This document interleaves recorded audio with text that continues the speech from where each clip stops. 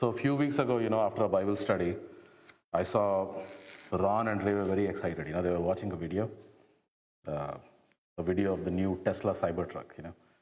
And this one, the photos up there. This truck supposedly goes from 0 to 60 miles per hour in like 2.5 seconds. And even though it weighs I think like 7,000 pounds. No, actually 1,000 pounds. It's got a torque of something, like 10,000 pounds, I think, or something, and it can beat a much smaller race car, So, when I saw this, it kind of reminded me of the past, when things were like much, much slower. I kind of remember this story from Billy Graham, and he told it many times in some of his sermons. So he talks about this local train in his town, which was notorious for being late. Should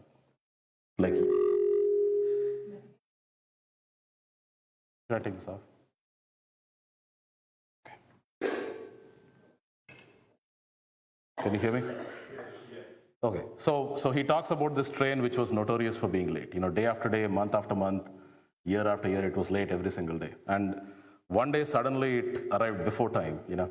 So then the guy who was working at the station, that he started distributing cigars to people. So he goes to the conductor and he offers him a cigar, and the conductor says, I can't take this. And this guy says, why not? And he says, this was yesterday's train. So it was like 24 hours late. And when I was young, around this was just like 30 years ago, in 95, my ride to college would take me 24 hours. And then the train would stop in the middle for like hours and hours, and you would never know what went wrong. No one even told us, and there were no phones back then. And now my daughter can come home in like 3 hours.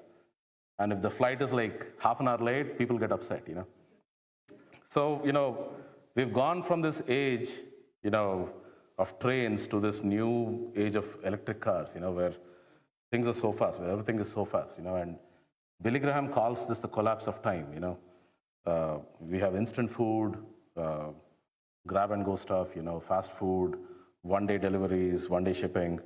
Time is collapsing on us, Things which took days can now happen in like hours. Hours have collapsed into like minutes, and minutes into seconds. And, one would assume that all this progress would kind of leave us with more time on our hands, right? But we barely seem to have time for anything these days, We can't find time to sit for a regular meal with our family, We can't find time to meet and pray, to read God's word, like Beth was saying. It's so hard. There's so many things going on. We don't have time to call a friend, to talk to people, talk to neighbors. It seems like the faster we get, the less time we have to do anything at all. It just feels like life is running away. 2023 just went by, and I don't even know where the entire year went. I say that every year, and I still can't figure out how the year goes so quickly.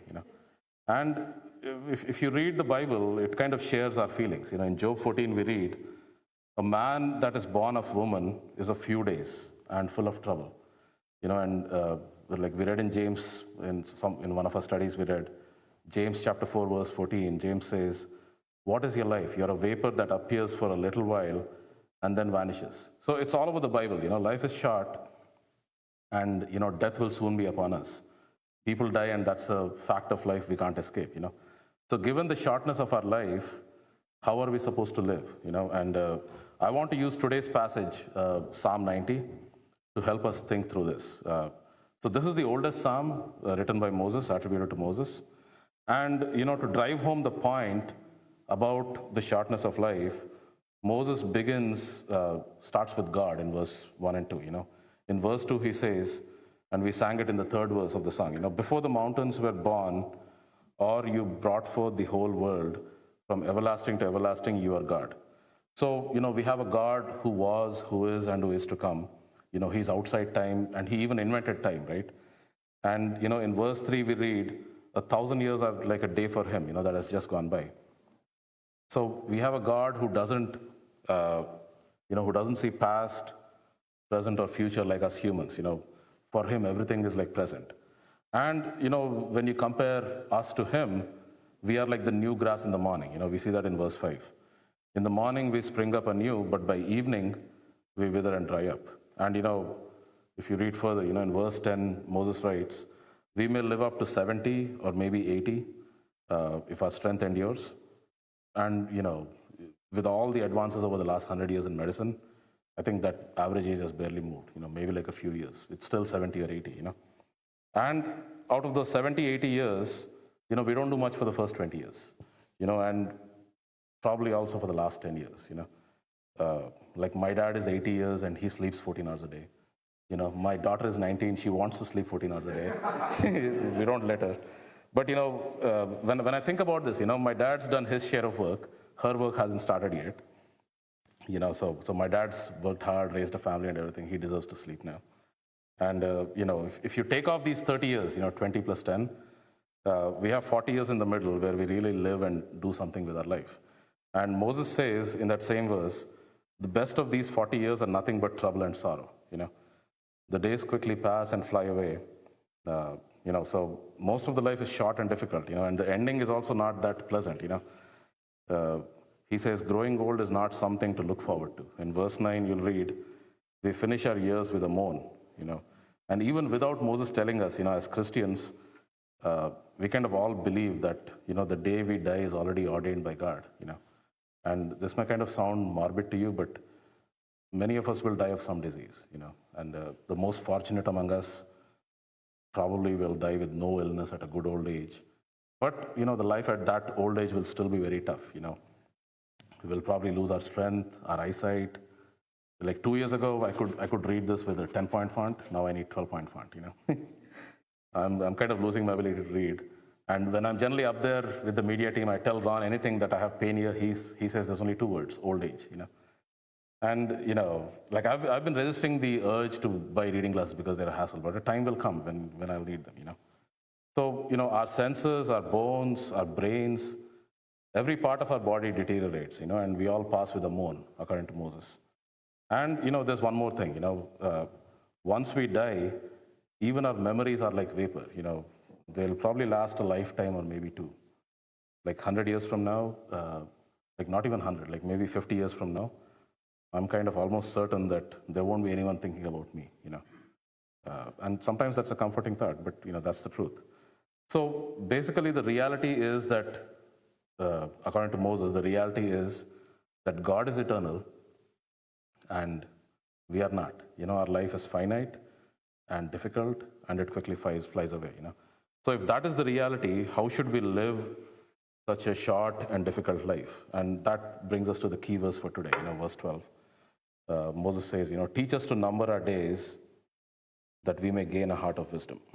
So he's saying, teach me to number my days. This is not a request to learn math. He's asking God to teach him to value his time here on earth. He says, my time is precious. Help me budget my time here. Help me treat my time like money, like currency. A preacher was once asked, this common question, if you had 48 hours to live, how would you live it? And he replied, 1 hour at a time, I'll value every single hour. And Moses here is asking God to teach him to value his short time on earth. He says, my life may be a vapor, a shadow, it may be like grass that withers, but still teach me to value my time and, teach me to number my days. And to what end? He says, teach me to number my days to gain a heart of wisdom. So we'll try to understand what that means. What does wisdom mean? And, as Christians, the moment we hear the word wisdom, there's one person, who always comes to our mind. That is, as kids we were taught, who's the wisest man on earth? We know it's King Solomon, From Sunday school, we know how the story goes. In 1 Kings chapter 3, God comes to him in a dream and he says, what do you want? And King Solomon, asks God for wisdom instead of wealth or power. He says, give me the wisdom to rule. And, God is so pleased that, we read in 1 Kings chapter 4, verses 29 to 34, God gave Solomon wisdom and a very great insight and a breadth of understanding as measureless as the sand on the seashore. Solomon's wisdom was greater than the wisdom of all the people of the East. He was wiser than anyone else, and his fame spread to all the surrounding nations. He spoke 3,000 proverbs, and his songs numbered 1,005. He spoke about plant life, about animals and birds, reptiles and fish. So you see that he was a biologist, he was a scientist. And from all the nations, people came to listen to Solomon's wisdom. And what did Solomon end up doing with all this wisdom? As we just read, he wrote down all of this in the book we call Proverbs. There are 915 Proverbs in the Bible. He studied, he gained knowledge, he built palaces, the temple, he impressed the entire world with his wisdom. And many of us stop at this point. Our knowledge of Solomon kind of stops at this point in his life. But if you just read a little further in the Bible and look at the way his life unfolded, you'll actually have second thoughts about this wise man. So long before Solomon and David and Saul, when the Israelites were still roaming around in the wilderness, before the nation of Israel was even formed, Moses knew that at some point there'll be a country called Israel, and it'll have a king. So he laid down 3 laws that the future kings of Israel should follow. He laid down 3 rules. The first one was he must not acquire many horses for himself from Egypt. We see that in Deuteronomy 17:16. The second rule was, he said, do not acquire excessive silver or gold. And the third rule he said was, he shall not acquire many wives for himself, lest his heart turn away. So David followed all these laws. He did have many wives, but he mostly followed these laws. But if you look at Solomon, it is said that Solomon loved the horses of Egypt, and he just didn't go there and get 1 or 2. He got like 12,000 horses. And he had to build cities and towns to house all these horses. So he broke rule number 1. And then if you come to rule 2, Solomon acquired so much gold and silver. The Bible says he had 36,000 pounds of gold. And if you translate that to the current market value, it's like $2 billion in gold. And the Bible also says that silver was like rocks in Jerusalem. And it wasn't that God gave him all this gold and silver from the heaven. He got this through trade and taxation. That's how he got it. So he broke rule number 2. And then if you look at rule 3, Moses said, do not acquire many wives. And Solomon did not just marry 3 or 4 extra people. His lust was so great that he married 700 women. And, he had 300 concubines. He probably slept with a new woman every night. And he built the temple of God, but then he also built temples for his wife's gods just to make them happy. And then he finally went with them into those temples to worship their gods. So this wise man, we know, ended up doing some of the most foolish and stupidest things ever done by man. He broke every law God asked him to follow, and it's not by small margin. He broke them by record numbers. And you'll see that his father David spent an entire lifetime building up a nation, and Solomon did not have to build an empire. He inherited a kingdom from his father, and he got wisdom from God. So he took the wisdom and he threw it away, and he destroyed the kingdom that his father gave him. And it's not like there were no warnings. God appeared to Solomon twice in the Bible. And he warned him not to worship other gods, but he still willfully disobeyed God. And you'll see the consequence of all this in 1 Kings chapter 11. The Lord was angry with Solomon. And the Lord said to Solomon, because you have done this and you have not kept my covenant and my statutes, which I have commanded you, I will surely tear the kingdom from you. But I will not do it in your days for the sake of your father David, but I will tear it out of the hand of your son. So just for David's sake, God spared Solomon the humiliation. But once Solomon died, we'll read it in casket, his great kingdom was broken up into 2 parts, and all the future generations suffered because of this one man's sin. So while his father David brought the ark of God's covenant back to Israel, and he united everyone, and he led everyone back to worship the true God, Solomon single-handedly led an entire nation away from one true God. We see that. So if the wisest person to walk on this earth, a person who spoke directly to God, and the person who had the great David as a father and a role model, if this guy can go so wrong, that's like terrible news for us, right? We are like nothing compared to this man. So if he can go so wrong, what hope do we have?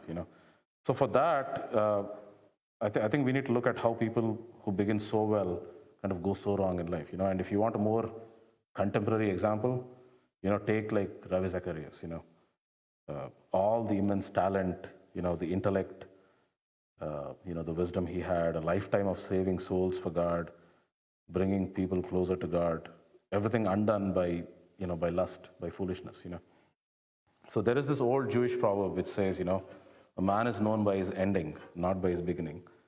So how do wise men like King Solomon, who wrote like 915 proverbs, and Ravi Zacharias, who wrote like dozens of books, go so bad, So towards the end of his life,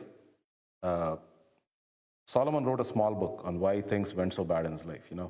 It's the book of Ecclesiastes. And if you read it, it's one of the most depressing books in the Bible, more depressing than Job.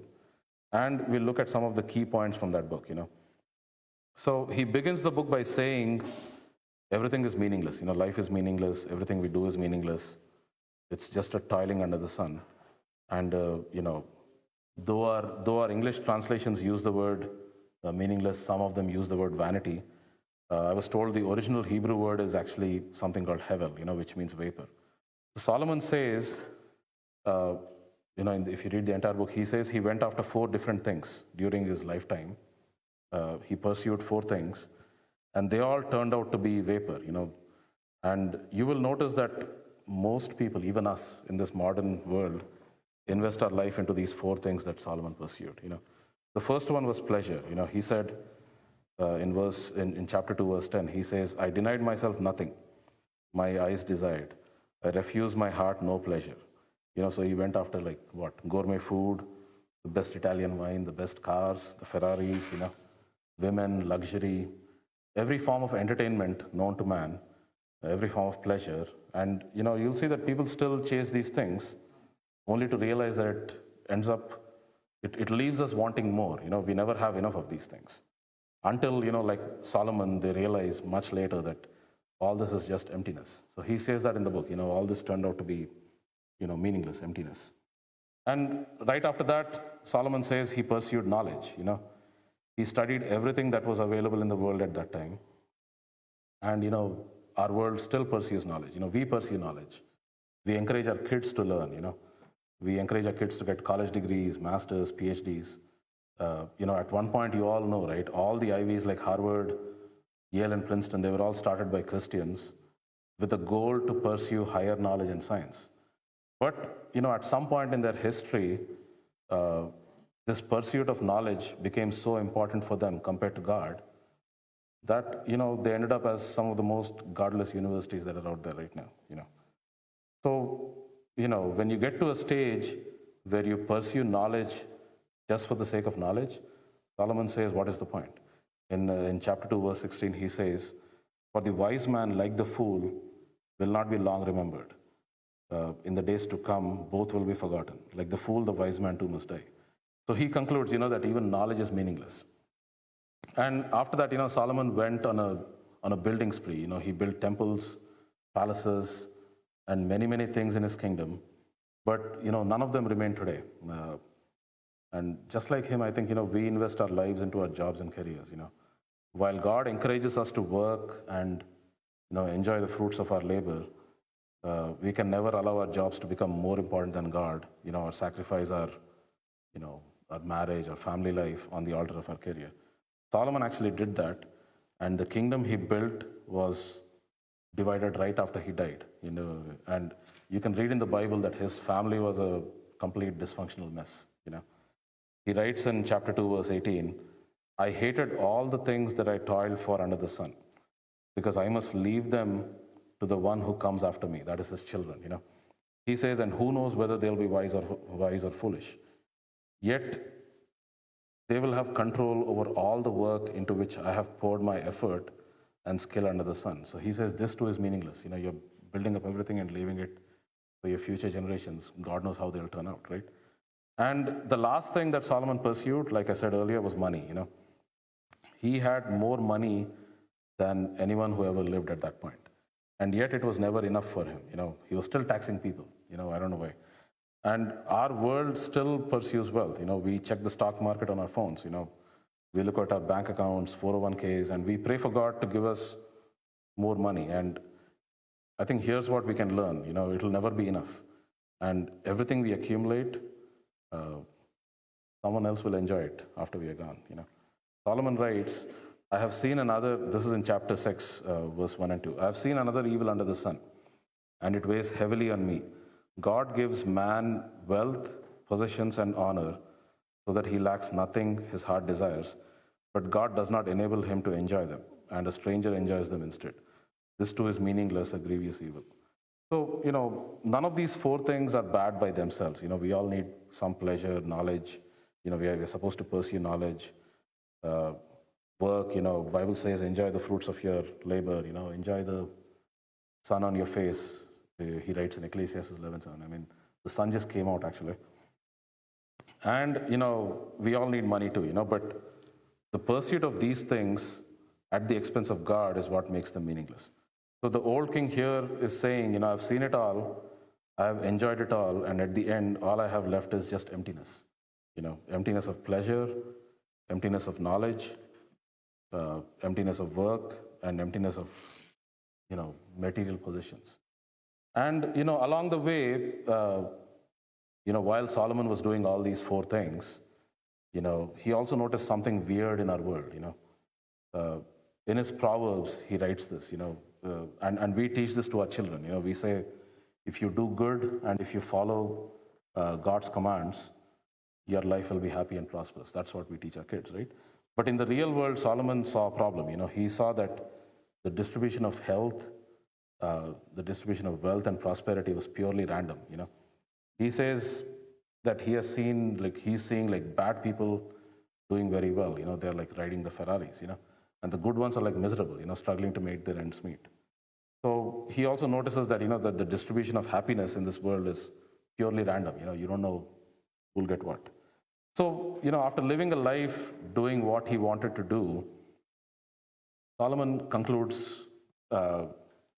to this conclusion, that life is not predictable. It's kind of confusing. And, we have no control over it. We cannot figure out what life is. There are many complex questions that are thrown at us in life for which we don't have answers. And yet we have a desire for answers. And, that is a very frustrating place to be in, The only certainty in life, he says, is that it is short and it ends in death, just like Moses in Psalm 90, And, after writing all this, then in chapter 12, he finally comes to he calls it the conclusion of the matter, He says, the conclusion of the matter is this: fear God and keep his commandments, for this is the whole duty of man. For God will bring every deed into judgment, including every hidden thing, whether it is good or evil. So he's basically saying, put God first in your life, regardless of whether you have answers or not. Follow God and trust him with your whole heart. So, it is so easy for us to fall into the same trap as Solomon, We tend to worship the gifts instead of the giver. We spend an entire life, the short time that we have working and building our own kingdom, our homes, our bank balances. And he says none of that will last. We won't even last long enough to enjoy most of these. And we do all this instead of investing in God's kingdom, that will last forever. And Jesus puts it very well. He says, seek ye first the kingdom of God and his righteousness, and all these things will be given unto you. It's the same thing that Solomon concludes, And, Solomon gives one more advice. He says, do all this when you are young. We see that in Ecclesiastes 12:1. He says, remember now your Creator in the days of your youth, before the difficult days come, before the moans and the groans start, Don't wait till you're too old. In India, in Hinduism, they split up life into 4 parts.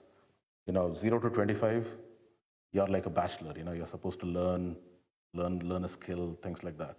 And from 25 to 50, you're supposed to marry, raise children, maintain a household, do your business, create wealth, whatnot. And then from 50 to 75, that's stage 3.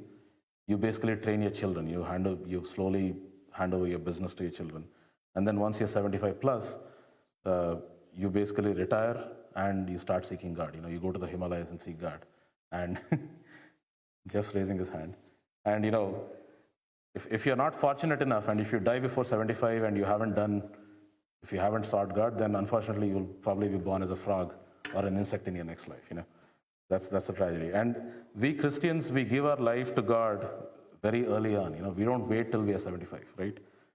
But after that initial encounter with God's grace and God's salvation, I think we fall back into this 4-stage mode. Our faith is kind of limited to Sundays. The prime of our life, which is that 40-year period, is spent in pursuit of pleasure, work, knowledge and money. That's what we go after for the rest of the week. And a lot of times we live as though we'll never die. We think we'll catch up with God's work later, and we tend to go and invest in our own tiny kingdoms. I mean, there are of course ideal people like if Beth is standing here, she'll never preach this. I think they found God much early in their life, and they went after God the whole life. But I can preach this message because my whole life I've gone after these 4 things. So the message for today is don't wait. That's the message from Moses and Solomon. Moses says, learn to number your days to gain a heart of wisdom, and Solomon says, do it right now. Do it before the moans and the groans kick in. Teach us to number our days so that we may gain a heart of wisdom to pursue things that matter in the long run. So you see, wisdom is not just finding answers to questions in life. If you read Ecclesiastes, that is very clear. That you'll never find any answers. And wisdom is not the ability to figure out things. It is not biology or architecture or finance. It has no correlation to intellect, I think. Some of the most intelligent people I've seen in the world are also some of the most dumbest people I've seen. Instead, wisdom biblically is our ability to respond to the things I think life throws at us. It is the ability to pursue eternal heavenly things which moth and rust cannot destroy. Wisdom is like building a house on the rock, as per Jesus, a rock called Jesus. Wisdom is being prepared for his second coming, like the 5 wise women, keeping our lamps shining brightly till our God returns. And, wisdom is the ability to use our talents that the Master has given us to do his work, to invest in his kingdom, And wisdom is the ability to save souls, the ability to lead people to Christ, to show God's love, mercy, and forgiveness to people around us. So, tomorrow is 2024. We don't know what 2024 will bring. Some of you are just wrapping up probably a heartbreaking year where you lost loved ones. And, some of you have seen miracles from God, miracles where he has snatched people you love from the jaws of death. We don't know the future. But what we do know is that we have a God who remains the same yesterday, today, and in the next year. He's a God who holds the future in his hands. He doesn't promise happiness in 2024, but we've been reading all along in James. He does promise holiness if we put our faith in him. That's the key. And I pray for blessings on all of us. I pray that people seeking work will find good work. Work that satisfies, work that makes you happy, work that pays very well. I pray that people seek knowledge, especially the college kids and the high school kids. I pray that they seek and gain knowledge, good grades, internships, whatnot. And I pray that all of us create wealth, and make money next year so that we don't have any budget deficit. And, I pray for promotions at our workplace. I pray that all our health issues go away. And, for Kevin's sake, I pray that we get a Tom Brady again. But my main prayer for today, for the next year is that it's for all of us, that we get all these things, but not at the expense of our souls. Jesus said, what is the point if we get everything, health, wealth, and prosperity and happiness, but end up losing our very soul in the process? It'll all be for nothing, it'll all be just emptiness then. So, let's enter 2024 asking God to teach us to number our days, use our time wisely for the sake of our souls. Maybe you can pray that prayer tonight at midnight instead of watching the ball drop. So that's my message for today.